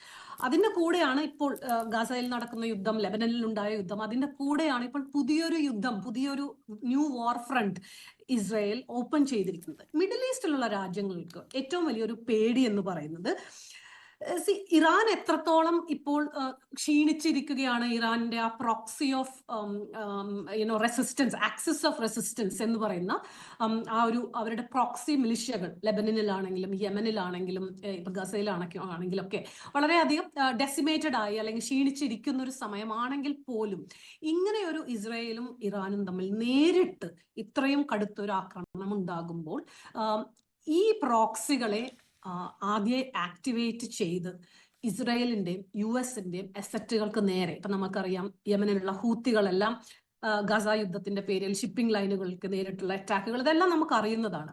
അപ്പോൾ അങ്ങനെ ഒരു സാഹചര്യത്തിൽ ഇസ്രായേലിനും അമേരിക്കൻ അസറ്റുകൾക്കുമെതിരെ മിഡിൽ ഈസ്റ്റിൽ ഈ പ്രോക്സികൾ വഴിയുള്ള അറ്റാക്കുകൾ ഉണ്ടാകുമോ എന്ന് മിഡിൽ ഈസ്റ്റിൽ വലിയൊരു ഭയമുണ്ട്. അതുപോലെ തന്നെ നമ്മൾ ഒരു കാര്യം മനസ്സിലാക്കേണ്ടത്, ഇപ്പോൾ ഈ 4 ദിവസം നമ്മൾ കാണുന്നുണ്ടല്ലോ ഈ മിസൈൽ വർഷങ്ങളും ഡ്രോണുകളും എല്ലാം പറക്കുന്നത് ആകാശത്തു കൂടെ. ജോർഡൻ, ലെബനൻ എന്നൊക്കെയുള്ള രാജ്യങ്ങളുടെ എയർ സ്പേസിന് മീതെയാണ് ഈ മിസൈൽ വിക്ഷേപണം ഉണ്ടാകുന്നത്. അപ്പോൾ തീർച്ചയായും അത് ഈ രാജ്യങ്ങൾക്ക് വലിയൊരു ഒരു ഭയപ്പാടുണ്ടാക്കുന്ന ഒരു അവസ്ഥയാണ്. ഏതെങ്കിലും ഇറാൻ തൊടുത്തുവിടുന്ന ഒരു മിസൈൽ ഉന്നം തെറ്റി അല്ലെങ്കിൽ അതിന്റെ എന്തെങ്കിലും ഫോൾട്ട് കാരണം അവരുടെ പ്രവശ്യകളിൽ പതിക്കാനുള്ള സാധ്യതകൾ ധാരാളമാണ്.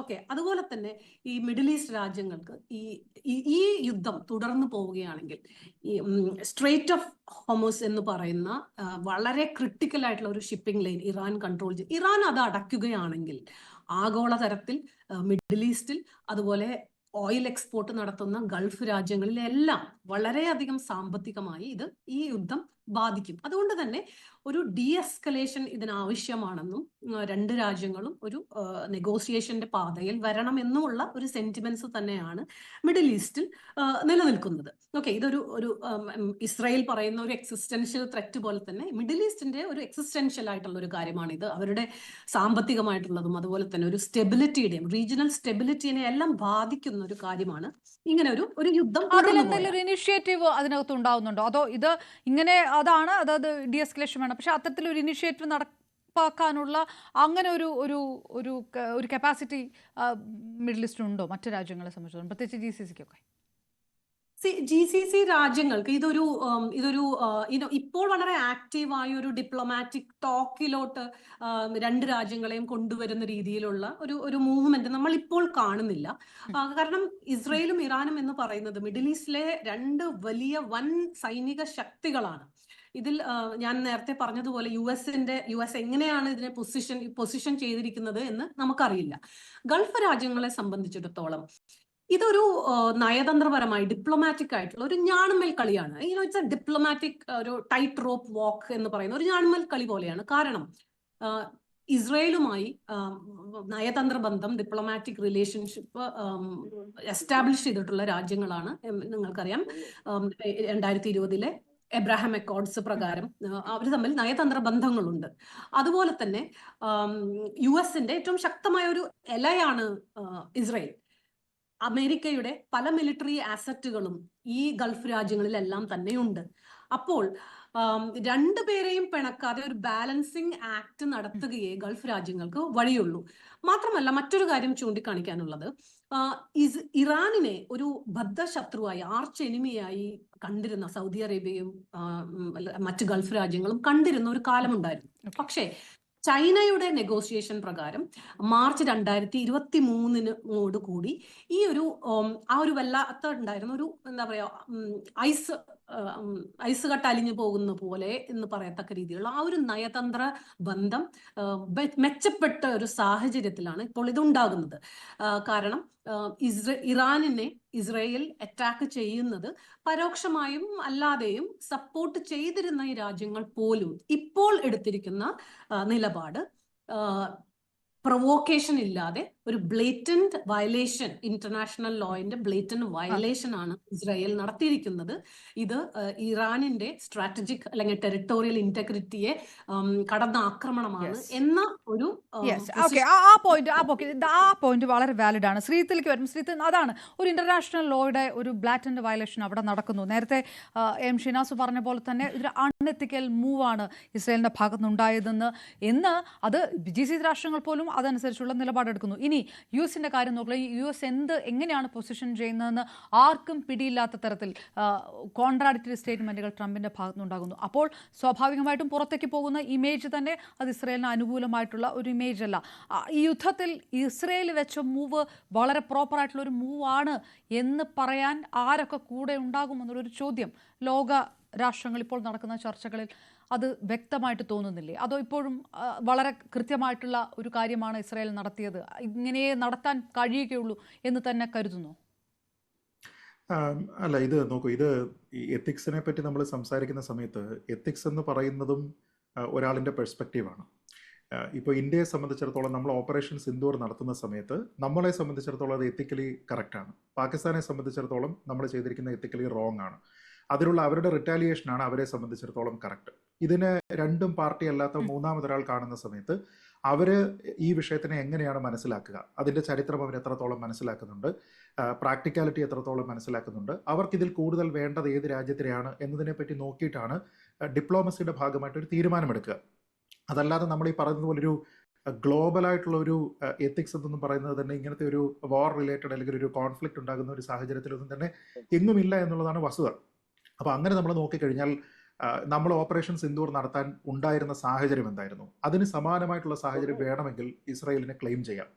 ഉദാഹരണത്തിന് നമ്മളെ സംബന്ധിച്ചിടത്തോളം പഹൽഗാമിൽ ഭീകരവാദ ആക്രമണം ഉണ്ടാകുന്നു. നമ്മൾ പറയുകയാണ് പാകിസ്ഥാനാണ് ഇതിന് പിന്നിൽ, നമുക്ക് അതുമായി ബന്ധപ്പെട്ട രേഖകൾ നമ്മളുടെ കയ്യിലുണ്ട് എന്ന് നമ്മൾ പറയുകയാണ്. നമ്മളിതൊരു UN-ന്റെ ഒരു ബോഡിയുടെ അടുത്തേക്ക് കൊണ്ടുപോയിട്ടല്ല ഇത് പറയുന്നത് നമ്മൾ ഓർക്കണം. നമ്മൾ പറയുകയാണ്. പക്ഷേ ശ്രീജിതപ്പോഴും US എന്ന് പറയുന്ന ഒരു തേർഡ് പാർട്ടി ഇതിൻ്റെ അകത്തുണ്ട്. പഹൽഗാം പോലെ ഓപ്പറേഷൻ സിന്ദൂർ പോലെ നമുക്ക് രണ്ട് രാഷ്ട്രങ്ങളുടെ മാത്രമായിട്ട് ഈ വിഷയം നിൽക്കുന്നില്ല. അല്ലല്ല, അങ്ങനെയല്ല ഞാൻ പറഞ്ഞത് നമ്മളൊരു എത്തിക്കലായിട്ട് നമ്മളൊരു പൊസിഷൻ എടുക്കുമ്പോൾ പെഹൽഗാമിൽ ഉണ്ടാകുന്ന സമയത്ത് നമ്മൾ പറയുന്നു ഇത് പാകിസ്ഥാനാണ് ചെയ്തത്. നമ്മൾ എന്നിട്ട് എന്തിനാണ് ഓപ്പറേഷൻ സിന്ദൂർ ചെയ്യുന്ന സമയത്ത് നമ്മളുടെ ആ സ്റ്റേറ്റ്മെന്റ് വന്നിരിക്കുന്നത് എന്താണ്? പ്രീഎംപ്റ്റീവ് മെഷറാണ്.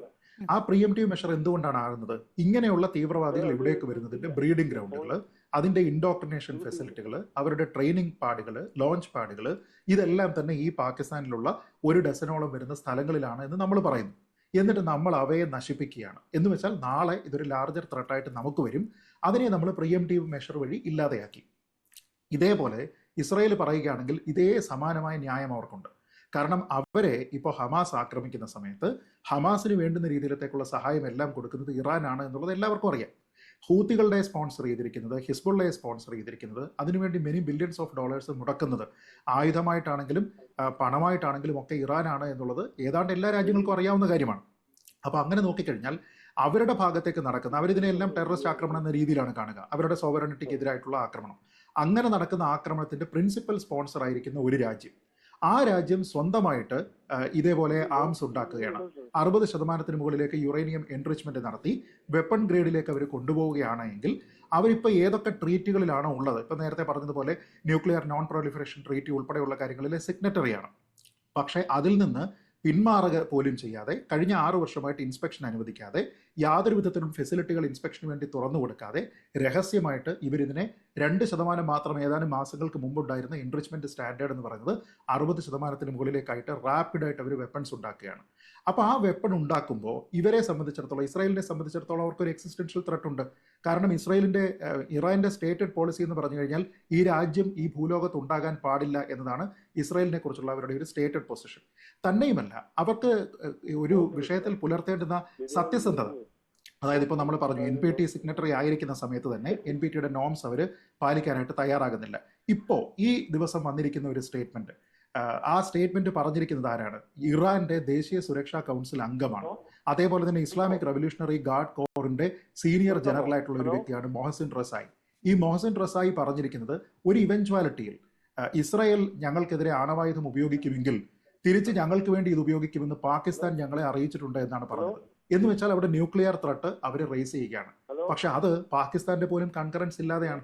പാകിസ്ഥാൻ അവിടെ പറഞ്ഞിരിക്കുന്നത് എന്താ? ഞങ്ങൾ ഇത് പറഞ്ഞിട്ടില്ല എന്ന് പറഞ്ഞിട്ട് ഇത് കഴിഞ്ഞ് കുറച്ച് നേരം കഴിയുമ്പോഴത്തേക്ക് ഖ്വാജ ആസിഫ് എന്ന് പറയുകയാണ്. എന്ന് വെച്ചാൽ യാതൊരു വിധത്തിലുള്ള റെസ്പോൺസിബിലിറ്റിയും സ്വന്തം ആണവോർജ്ജ പരിപാടിയിൽ കാണിക്കാത്ത മറ്റൊരു രാജ്യം വേണമെങ്കിൽ ഞങ്ങൾക്ക് വേണ്ടി ആണവായുധം ഉപയോഗിക്കുമെന്ന് പറഞ്ഞുകൊണ്ട് ആ രാജ്യത്തിന്റെ പെർമിഷൻ പോലും ശ്രീത്ത് പറയുന്ന ആ പോയിന്റ് ഉണ്ടല്ലോ, യാതൊരു റെസ്പോൺസിബിലിറ്റിയും കാണിക്കാത്ത ആ ഒരു നിലപാട്, ഇറാന്റെ ആ നിലപാടിനെതിരായിട്ടുള്ള നീക്കം കൂടിയാണ് ഇസ്രായേൽ നടത്തുന്നത് എന്ന് പറയുമ്പോൾ അതിൽ അൺഎത്തിക്കലായിട്ടുള്ള ഒരു മൂവ്മെന്റ് അല്ല. ശ്രീ എം ഷിനാസ്, എത്തിക്കൽ ക്വസ്റ്റ്യന്റെ കാര്യം പറയുമ്പോൾ I would like to add a point, if you can let me. കാരണം സമാധാന കാംക്ഷികൾ അല്ലെങ്കിൽ സമാധാനം ആഗ്രഹിക്കുന്ന രാജ്യങ്ങൾ ചോദിക്കേണ്ട ഒരു ചോദ്യമുണ്ട്. ഇത് രണ്ട് പാരലൽ, ശ്രീജിത്ത് പറഞ്ഞതിനോട് ഞാൻ യോജിക്കുന്നു. ഇറാനിന്റെ ഈ ഒരു യുറേനിയം എൻറിച്ച്മെന്റ് തീർച്ചയായും ഒരു വളരെ കൺസേണിംഗ് ആയിട്ടുള്ള ഒരു കാര്യം തന്നെയാണ്. പക്ഷെ ഇതിനൊരു പാരലൽ നറേറ്റീവ് ഉണ്ട്. ഈ എൻറിച്ച്മെന്റ് കൺട്രോൾ ചെയ്യാൻ വേണ്ടി, റോൾ ബാക്ക് ചെയ്യാൻ വേണ്ടി നെഗോഷിയേഷൻസ് നടന്നുകൊണ്ടിരിക്കുകയാണ്. കഴിഞ്ഞ 2 മാസങ്ങളായി 5ഓളം റൗണ്ട് ഓഫ് നെഗോഷിയേഷൻസ് US-ഉമായി ഇറാൻ നടത്തിക്കൊണ്ടിരിക്കുന്ന ഒരു സമയമാണിത്. 6ാമത്തെ ചർച്ച ഈ കഴിഞ്ഞ ഞായറാഴ്ച ഒമാനിൽ നടക്കേണ്ടതായിരുന്നു.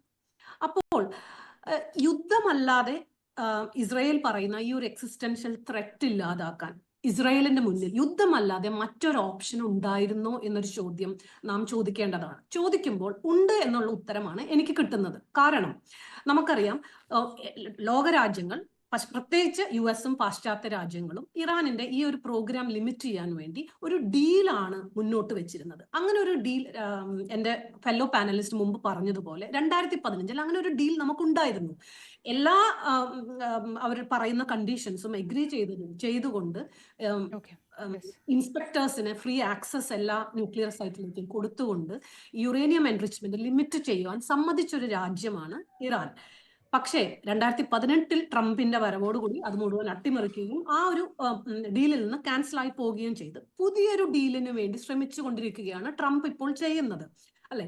6ാമതൊരു ചർച്ച നടക്കുകയും അതിന്റെ വിശദാംശങ്ങളിലേക്ക് എങ്ങനെയാണ് ആ ഡീൽ ഫൈനലൈസ് ആവാൻ പോകുന്നതെന്ന് നമുക്കറിയില്ല. പക്ഷേ സമയപരിമിതി കൊണ്ടാണ് ഒരു സെക്കൻഡ് അതിനൊരു റെസ്പോൺസ് വേണ്ടതാണെന്നാണ് എനിക്ക് തോന്നുന്നത്.